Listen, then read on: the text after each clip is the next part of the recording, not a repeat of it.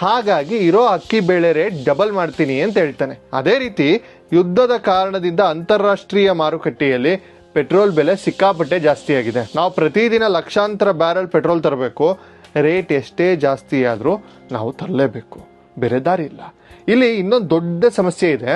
ನಾವು ಆ Arab ದೇಶದವನಿಗೆ petrol ಕೊಡುವಂತ ನಮ್ಮ ಗಾಂಧಿ ತಾತನ ಚಿತ್ರ ಇರುವ 500 ರೂಪಾಯಿ ನೋಟ್ ಕೊಟ್ರೆ ಅವನು ತಗೊಳ್ಳಲ್ಲ, ಎತ್ಕೊಂಡಿ ಅಂತಾನೆ. ನಿಮ್ಮ ರೂಪಾಯಿ ನನಗೆ ಬೇಡ, ನನಗೆ ಅಮೆರಿಕದ ಡಾಲರ್ನಲ್ಲಿ ದುಡ್ಡು ಬೇಕು ಅಂತಾನೆ. ಇಡೀ ಪ್ರಪಂಚದಲ್ಲಿ ನೀವು ಬೇರೆ ದೇಶದಿಂದ ಏನೇ ಖರೀದಿಸಬೇಕು ಅಂದ್ರೂ ಡಾಲರ್ನಲ್ಲೇ ದುಡ್ಡು ಕೊಡಬೇಕು. ಇದು ಅಮೆರಿಕ ಡಾಲರ್ ದಾದಾಗಿರಿ. ಹಾಗಾಗಿ ನಾವು ನಮ್ಮಲ್ಲಿರುವ ವಸ್ತುಗಳನ್ನ ಬೇರೆ ದೇಶಕ್ಕೆ ಮಾರಿ ಅವರಿಂದ ಡಾಲರ್ ಸಂಪಾದಿಸಿ ಆ ಡಾಲರನ್ನ ನಮ್ಮ ರಿಸರ್ವ್ ಬ್ಯಾಂಕ್ ನಲ್ಲಿ ಒಂದು ದೊಡ್ಡ ಡಬ್ಬಿಯಲ್ಲಿ ಕೂಡಿಡ್ತೀವಿ. ಆ ಡಬ್ಬಿಯ ಹೆಸರೇ ವಿದೇಶಿ ವಿನಿಮಯ ಮೀಸಲು. ಇದು ನಮ್ಮ ದೇಶದ ಸೇವಿಂಗ್ಸ್ ಅಕೌಂಟ್ ಇದ್ದ ಹಾಗೆ. ಈಗ ಪೆಟ್ರೋಲ್ ರೇಟ್ ಜಾಸ್ತಿ ಆಗ್ತಿರೋದ್ರಿಂದ ನಮ್ಮ ಸೇವಿಂಗ್ಸ್ ಡಬ್ಬಿಯಿಂದ ಕಂತೆ ಡಾಲರ್ ಅನ್ನ ನಾವು ಅರಬ್ ದೇಶಗಳಿಗೆ ಕೊಡಬೇಕಾಗಿ ಬಂದಿದೆ. ನಮ್ಮ ಸೇವಿಂಗ್ಸ್ ವೇಗವಾಗಿ ಕರಗ್ತಾ ಇದೆ. ಸರಿ, ಪೆಟ್ರೋಲ್ ಅಂದ್ರೆ ಅನಿವಾರ್ಯ, ನಾವು ತರಲೇಬೇಕು. ಆದ್ರೆ ಪ್ರಧಾನಿಯವರು ಚಿನ್ನ ತಗಬಿಡಿ ಅಂತ ಯಾಕೆ ಹೇಳಿದ್ರು? ನಮ್ಮ ಕಾಸು ನಾವು ತಗತೀವಿ, ಸರ್ಕಾರಕ್ಕೆ ಯಾಕೆ ಕುರಿ ಅಂತ ಕೆಲವೊಂದಷ್ಟು ಜನ ಕೇಳ್ತಾ ಇದ್ದಾರೆ. ಇದರ ಹಿಂದಿನ ಲೆಕ್ಕಾಚಾರ ಬಹಳ ರೋಚಕವಾಗಿದೆ. ನಮ್ಮ ಭಾರತೀಯರಿಗೆ ಚಿನ್ನ ಅಂದ್ರೆ ಬರೀ ಅದೊಂದು ಏನೋ ಲೋಹ ಅಲ್ಲ, ಅದೊಂದು ಎಮೋಷನ್. ಮಗುವಿನ ನಾಮಕರಣದಿಂದ ಹಿಡಿದು ಮದುವೆ, ಮುಂಜಿ, ಗೃಹ ಪ್ರವೇಶ, ಕೊನೆಗೆ ಸಾಯುವಾಗ್ಲೂ ಬಾಯಿಗೆ ಚಿನ್ನದ ನೀರು ಬಿಡುವ ಸಂಪ್ರದಾಯ ನಮ್ದು. ಪ್ರಪಂಚದಲ್ಲೇ ಅತಿ ಹೆಚ್ಚು ಚಿನ್ನವನ್ನ ಇಷ್ಟಪಡುವ ಮತ್ತು ಖರೀದಿಸುವ ಜನ ಅಂದ್ರೆ ಅದು ನಾವು ಭಾರತೀಯರು. ಆದ್ರೆ ಪೆಟ್ರೋಲ್ ತರಾನೇ ನಮ್ಮ ದೇಶದಲ್ಲಿ ಚಿನ್ನದ ಗಣಿಗಳಿಲ್ಲ. ನಾವೆಲ್ಲ ಅಂಗಡಿಯಲ್ಲಿ ಕೊಳ್ಳುವ ಚಿನ್ನ ಸ್ವಿಟ್ಜರ್ಲ್ಯಾಂಡ್, ದುಬೈನಂತಹ ದೇಶಗಳಿಂದಲೇ ಬರಬೇಕು. ಅದಕ್ಕೂ ನಾವು ಅವರಿಗೆ ಡಾಲರ್ ಅನ್ನೇ ಕೊಡಬೇಕು. ಒಂದ್ ಕಡೆ ಪೆಟ್ರೋಲ್ ರೇಟ್ ಜಾಸ್ತಿ ಆಗಿದೆ, ನಮ್ಮ ಮನೆಯಲ್ಲಿದ್ದ ಡಾಲರ್ ಎಲ್ಲ ಖರ್ಚಾಗ್ತಾ ಇದೆ. ಅದ್ರ ಜೊತೆಗೆ ನಾವೆಲ್ಲರೂ ಹೋಗಿ ಅಂಗಡಿಯಲ್ಲಿ ಲಕ್ಷ ಚಿನ್ನದ ಬಿಸ್ಕೆಟ್, ನೆಕ್ಲೆಸ್ ಅನ್ನ ಖರೀದಿಸ್ತೇವೆ. ನಾವು ಚಿನ್ನವನ್ನ ಖರೀದಿಸಿದಷ್ಟು ನಮ್ಮ ಸರ್ಕಾರಕ್ಕೆ ಆ ಚಿನ್ನವನ್ನ ಹೊರದೇಶದಿಂದ ತರಿಸಲು ಆ ಡಬ್ಬಿಯಲ್ಲಿದ್ದ ಉಳಿದ ಡಾಲರ್ಗಳನ್ನ ಅವರಿಗೆ ಕೊಡಬೇಕಾಗುತ್ತೆ. ಚಿನ್ನ ಯಾಕೆ ಒಂದು ಡೆಡ್ ಇನ್ವೆಸ್ಟ್ಮೆಂಟ್ ಅಂತಾನು ನಾನು ಹೇಳ್ತೀನಿ ಕೇಳಿ. ಇದನ್ನ ನೀವು ಒಂದ್ ಸ್ವಲ್ಪ ನಾವು ಆಳವಾಗಿ ಯೋಚನೆ ಮಾಡೋಣ. ನೀವು 1 ಲಕ್ಷ ರೂಪಾಯಿ ದುಡಿತಿದ್ದೀರಿ ಅನ್ಕೊಳ್ಳಿ. ಆ ದುಡ್ಡನ್ನ ಬ್ಯಾಂಕ್ ನಲ್ಲಿ FD ಇಟ್ರೆ ಏನಾಗುತ್ತೆ? ಆ ಹಣವನ್ನ ಬ್ಯಾಂಕ್ ನವರು ನಿಮ್ಮ ಊರಿನಲ್ಲಿರುವ ಯಾವುದೋ ಯುವಕನಿಗೆ ಬಿಸ್ನೆಸ್ ಮಾಡಲು ಲೋನ್ ಅನ್ನ ಕೊಡ್ತಾರೆ. ಅವನು ಒಂದು ಹೋಟೆಲ್ ಅಥವಾ ಅಂಗಡಿನೋ ತೆರೀತಾನೆ. ಅದರಿಂದ 4 ಜನರಿಗೆ ಕೆಲಸನೂ ಸಿಗುತ್ತೆ. ಆ 4 ಜನರ ಸಂಬಳ ಮತ್ತೆ ಬರುತ್ತೆ. ಮತ್ತೆ ಆ 4 ಜನರ ಸಂಬಳ ನಮ್ಮ ಸಮಾಜದಲ್ಲಿ, ನಮ್ಮ ದೇಶದ ಆರ್ಥಿಕತೆಗೇನೆ ಖರ್ಚಾಗುತ್ತೆ. ನಮ್ಮಲ್ಲೇ ದಿನಸಿ ತಗೊಳ್ತಾನೆ.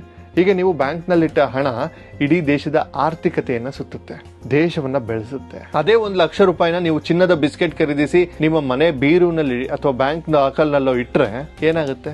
ಆ ಚಿನ್ನ ಅಲ್ಲೇ ಮಲಗಿರುತ್ತೆ. ಅದು ಯಾರಿಗೂ ಕೆಲಸ ಕೊಡಲ್ಲ, ಯಾವ ಫ್ಯಾಕ್ಟ್ರಿಯನ್ನು ಓಪನ್ ಮಾಡಲ್ಲ. ಅದು ಸತ್ತ ಹೂಡಿಕೆ. ನಾವು ಕಷ್ಟಪಟ್ಟು ದುಡಿದ ದುಡ್ಡು ಹೊರದೇಶದವನಿಗೆ ಲಾಭ ಮಾಡಿಕೊಟ್ಟು ನಮ್ಮ ಮನೆಯ ಲಾಕರ್ನಲ್ಲಿ ಸುಮ್ಮನೆ ಕೂರುತ್ತೆ. ಇದು ನಮ್ಮ ದೇಶಕ್ಕೆ ಎಂತಹ ದೊಡ್ಡ ಹೊಡೆತ ಅಂದ್ರೆ, ಒಂದೆಡೆ ನಮ್ಮ ಸೇವಿಂಗ್ಸ್ ಖಾಲಿ ಆಗ್ತಾ ಇದೆ, ಇನ್ನೊಂದೆಡೆ ನಮ್ಮ ದೇಶದೊಳಗೆ ದುಡ್ಡು ರೊಟೇಟ್ ಆಗ್ತಾ ಇಲ್ಲ. ಇದನ್ನೇ ಆರ್ಥಿಕ ಭಾಷೆಯಲ್ಲಿ ಚಾಲ್ತಿ ಖಾತೆ ಕೊರತೆ ಅಂತ ಕರೀತಾರೆ. ಹಾಗಾಗಿಯೇ ಪ್ರಧಾನಿಯವರು, ಅಯ್ಯ ಪುಣ್ಯಾತ್ಮರೇ, ಪೆಟ್ರೋಲ್ ತರಲು ನಮಗೆ ಡಾಲರ್ ಬೇಕೇ ಬೇಕು, ಆದರೆ ಈ ಚಿನ್ನ ಅನ್ನೋದು ಇವತ್ತೇ ಬೇಕಾಗಿರುವ ವಸ್ತು ಅಲ್ಲ. ದಯವಿಟ್ಟು ಕೆಲವು ದಿನ ಆ ಚಿನ್ನದ ಹುಚ್ಚು ಬಿಡಿ, ನಮ್ಮ ಡಾಲರ್ ಸೇವಿಂಗ್ಸ್ ಅನ್ನ ನಮ್ಮಲ್ಲೇ ಉಳಿಯಲು ಬಿಡಿ ಅಂತ ಕೈ ಮುಗಿದು ಕೇಳ್ತಿರೋದು. ಹಾಗಾದ್ರೆ ಏನಂತೆ? ನಮ್ಮ ದೇಶ ಬಹಳ ದೊಡ್ಡದು, ನಮ್ಮ ಹತ್ರ ಸಾಕಷ್ಟು ದುಡ್ಡಿದೆ, ನಾವೇನ್ ಪಾಕಿಸ್ತಾನನ ಅಥವಾ ಶ್ರೀಲಂಕಾನ ಭಿಕ್ಷೆ ಬೇಡೋಕೆ ಅಂತ ನೀವು ಅಂದ್ಕೊಳ್ಬಹುದು. ನಿಜ, ನಮ್ಮ ಭಾರತ ಈಗ ಬಹಳ ಸ್ಟ್ರಾಂಗ್ ಆಗಿದೆ. ನಮ್ಮ ಬಳಿ $600 ಬಿಲಿಯನ್ ಹೆಚ್ಚು ಸೇವಿಂಗ್ಸ್ ಇದೆ. ಆದ್ರೆ ಆ ಸೇವಿಂಗ್ಸ್ ಕರಗಲು ಬಹಳ ಸಮಯ ಬೇಕಾಗಿಲ್ಲ.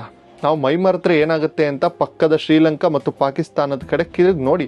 ಶ್ರೀಲಂಕಾ ದಿವಾಳಿಯಾಗಲು ಅಲ್ಲಿನ ಜನ ರಸ್ತೆಗೆ ಬಂದು ಅಧ್ಯಕ್ಷರ ಅರಮನೆಗೆ ನುಗ್ಗಲು ಕಾರಣವೇನು ಗೊತ್ತಾ? ಅವರ ಬಳಿ ಆಮದು ಮಾಡಿಕೊಳ್ಳಲು ಡಾಲರ್ ಇರಲಿಲ್ಲ. ಶ್ರೀಲಂಕಾಕ್ಕೂ ಪೆಟ್ರೋಲ್, ಗ್ಯಾಸ್, ಔಷಧಿ ಹೊರಗಿನಿಂದಲೇ ಬರಬೇಕು. ಆದ್ರೆ ಅವರ ಬಳಿ ದುಡ್ಡು ಖಾಲಿಯಾಗಿತ್ತು. ಪೆಟ್ರೋಲ್ ತರಲು ದುಡ್ಡಿಲ್ಲದೆ ಗಾಡಿಗಳೆಲ್ಲ ರಸ್ತೆಯಲ್ಲಿ ನಿಂತು ಬಿಟ್ಟವು. ಕರೆಂಟ್ ಉತ್ಪಾದನೆ ಮಾಡಲು, ಕಲ್ಲಿದ್ದಲು ತರಲು ದುಡ್ಡಿಲ್ಲದೆ ಇಡೀ ದೇಶ ಕತ್ತಲಿನಲ್ಲಿ ಮುಳುಗ್ತು. ದಿನಸಿ ತರಲು ದುಡ್ಡಿಲ್ಲದೆ ಆಹಾರದ ಬೆಲೆ 10 ಪಟ್ಟು ಹೆಚ್ಚಾಯಿತು. ಭಾರತಕ್ಕೆ ಅಂತಹ ಪರಿಸ್ಥಿತಿ ಬರೋದಿಲ್ಲ ಅನ್ನೋದು 100ಕ್ಕೆ 100 ಸತ್ಯ. ಆದ್ರೆ ನಮ್ಮ ಡಾಲರ್ ಕಡಿಮೆ ಆದ್ರೆ ಏನಾಗುತ್ತೆ ಗೊತ್ತಾ? $1 ಬೆಲೆ ಈಗ ಆಲ್ಮೋಸ್ಟ್ 92-91 ರೂಪಾಯಿಗೆ ಬಂದಿದೆ. ನಮ್ಮ ಸೇವಿಂಗ್ಸ್ ಕಡಿಮೆ ಆದ್ರೆ ಡಾಲರ್ ಎದುರು ನಮ್ಮ ರೂಪಾಯಿ ಮೌಲ್ಯ ಕುಸಿಯುತ್ತಾ ಹೋಗುತ್ತೆ. $1ಗೆ 100-110 ರೂಪಾಯಿ ಆಗಬಹುದು. ಅದರ ಅರ್ಥ ಏನು? ನಾವು ಹೊರಗಡೆಯಿಂದ ತರಿಸುವ mobile, laptop, TV, bike parts ಎಲ್ಲದಕ್ಕೂ ರೇಟು ವಿಪರೀತವಾಗಿ ಜಾಸ್ತಿ ಆಗುತ್ತೆ. ಬೆಲೆ ಏರಿಕೆ ಶುರುವಾಗುತ್ತೆ. ರಿಸರ್ವ್ ಬ್ಯಾಂಕ್ ಬಡ್ಡಿ ದರವನ್ನೇ ಹೆಚ್ಚಿಸುತ್ತೆ. ಆಗ ನೀವು ಕಟ್ಟುತ್ತಿರುವ ಕಾರ್ ಲೋನು, ಹೋಮ್ ಲೋನ್, EMIಗಳು ದಿಢೀರನೆ ಜಾಸ್ತಿ ಆಗುತ್ತೆ. ನಿಮ್ಮ ಸಂಬಳ ಅಷ್ಟೇ ಇರುತ್ತೆ, ಆದರೆ ಖರ್ಚು ಡಬಲ್ ಆಗುತ್ತೆ. ದೂರದ ಎಲ್ಲೋ 2 ದೇಶಗಳ ಜಗಳ ಆಡಿದರೆ ನಮ್ಮ ಬ್ಯಾಂಕ್ ಅಕೌಂಟ್ನಲ್ಲಿರುವ ದುಡ್ಡು ಹೇಗೆ ಕರಗುತ್ತದೆ ಅಂತ ಈಗ ಅರ್ಥ ಆಯ್ತಾ? ಇದೇ ಕಾರಣಕ್ಕೆ ನಮ್ಮ ಮನೆಯ ಯಜಮಾನನ ಸ್ಥಾನದಲ್ಲಿರುವ ಪ್ರಧಾನಿ ಮೋದಿ ಅವರು ಈಗಲೇ ಎಚ್ಚೆತ್ತುಕೊಂಡಿದ್ದಾರೆ.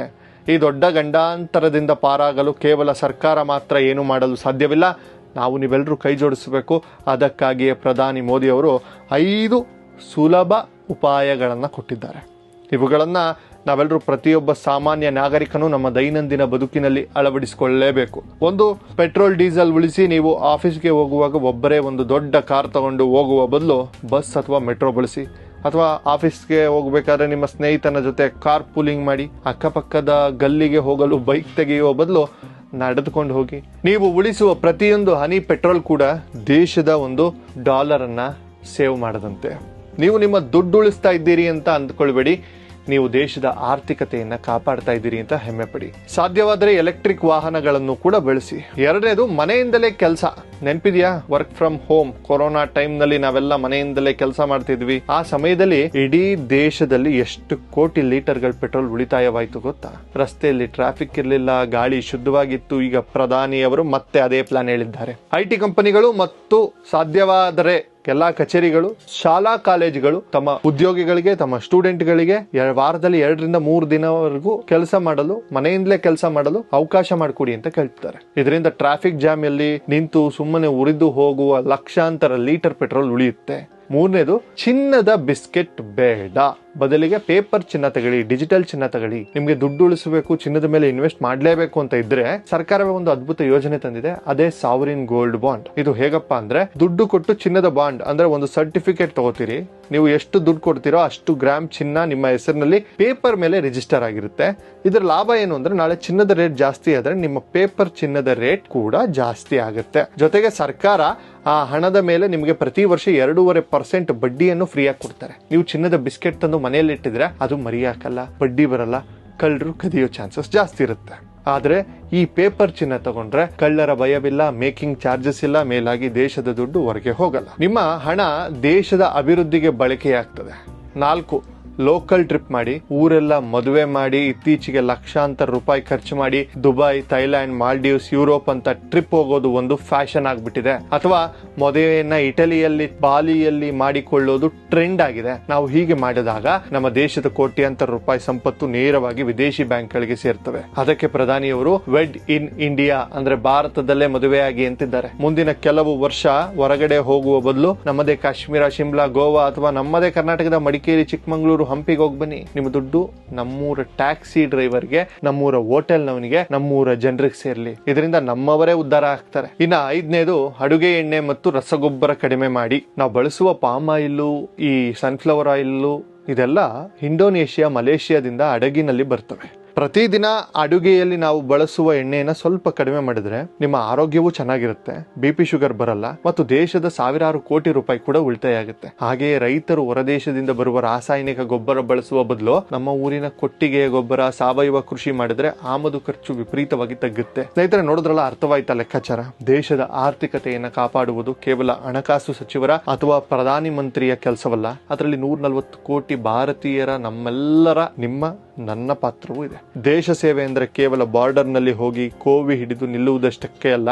ಆರ್ಥಿಕ ಬಿಕ್ಕಟ್ಟಿನ ಸಮಯದಲ್ಲಿ ನಾವು ಮಾಡುವ ಪ್ರತಿಯೊಂದು ಸಣ್ಣ ಉಳಿತಾಯವು ದೇಶ ಸೇವೆಯೇ. ನಾವು ಅನಗತ್ಯವಾಗಿ ಕಾರ್ ತೆಗೆಯದಿದ್ರೆ, ನಾವು ಅನಗತ್ಯವಾಗಿ ಚಿನ್ನ ಬಿಸ್ಕೆಟ್ ತಂದು ಬೀರುವಿನಲ್ಲಿ ಇಡದಿದ್ರೆ, ನಾವು ನಮ್ಮದೇ ಊರುಗಳಲ್ಲಿ ಪ್ರವಾಸ ಮಾಡಿದ್ರೆ ನಮ್ಮ ದೇಶದ ಆರ್ಥಿಕತೆ ಕಬ್ಬಿಣದಷ್ಟೇ ಗಟ್ಟಿ ಆಗ್ತವೆ. ದೇಶ ಗಟ್ಟಿಯಾದ್ರೆ ನಿಮ್ಮೆಲ್ಲರ ಬದುಕು ನೆಮ್ಮದಿಯಾಗಿರ್ತದೆ. ನಮ್ಮ ಮಕ್ಕಳಿಗೆ, ನಿಮ್ಮ ಮಕ್ಕಳಿಗೆ ಒಳ್ಳೆ ಕೆಲಸ ಸಿಗ್ತದೆ. ಬೆಲೆ ಏರಿಕೆ ನಮ್ಮನ್ನ ಕಾಡುವುದಿಲ್ಲ. ದೇಶವೇ ಮೊದಲು ಎನ್ನುವುದು ಕೇವಲ ವಾಟ್ಸ್ಆಪ್ ಸ್ಟೇಟಸ್ ಅಲ್ಲ, ಅಥವಾ ಬಾಯಲ್ಲಿ ಹೇಳುವ ಮಾತಾಗಬಾರ್ದು. ಅದು ನಮ್ಮ ದಿನನಿತ್ಯದ ನಿರ್ಧಾರಗಳಲ್ಲಿ ಕೂಡ, ನಮ್ಮ ಖರ್ಚು ವೆಚ್ಚಗಳಲ್ಲಿ ಕೂಡ, ನಮ್ಮ ಬದುಕಿನಲ್ಲಿ ಪ್ರತಿಫಲಿಸಬೇಕು. ನಮ್ಮ ದೇಶದ ಯಜಮಾನ ನಮಗೆ ಎಚ್ಚರಿಕೆ ಕೊಟ್ಟಿದ್ದಾರೆ. ಈಗ ಅರ್ಥ ಮಾಡಿಕೊಂಡು ಜವಾಬ್ದಾರಿಯಿಂದ ನಡೆದುಕೊಳ್ಳಬೇಕಾದದ್ದು ನಮಗೆ ಬಿಟ್ಟ ವಿಚಾರ, ನಿಮಗೆ ಬಿಟ್ಟ ವಿಚಾರ. ಈ ಮಾಹಿತಿ ನಿಮ್ಗೆ ಅರ್ಥವಾಗಿದ್ರೆ, ಇದರ ಗಂಭೀರತೆ ನಿಮಗೆ ತಿಳಿದಿದ್ರೆ, ದಯವಿಟ್ಟು ಈ ವಿಡಿಯೋನ ನಿಮ್ಮ ಮನೆಯಲ್ಲಿರುವ ಪ್ರತಿಯೊಬ್ಬರಿಗೂ ತೋರಿಸಿ ನಿಮ್ಮ ಫ್ಯಾಮಿಲಿ ವಾಟ್ಸ್ಆಪ್ ಗ್ರೂಪ್ಗಳಲ್ಲಿ ಶೇರ್ ಮಾಡಿ. ಪ್ರತಿಯೊಬ್ಬ ಭಾರತೀಯನಿಗೂ ಈ ಸಿಂಪಲ್ ಆರ್ಥಿಕ ಸತ್ಯ ಗೊತ್ತಾಗಬೇಕು. ಇದು ಹಿಂದಿನಿಂದ ದೇಶಕ್ಕಾಗಿ ಯಾವ ಸಣ್ಣ ಬದಲಾವಣೆಯನ್ನ ನಿಮ್ಮ ಜೀವನದಲ್ಲಿ ಮಾಡ್ತಿದ್ದೀರಿ ಅಂತ ಕಮೆಂಟ್ ಮಾಡಿ.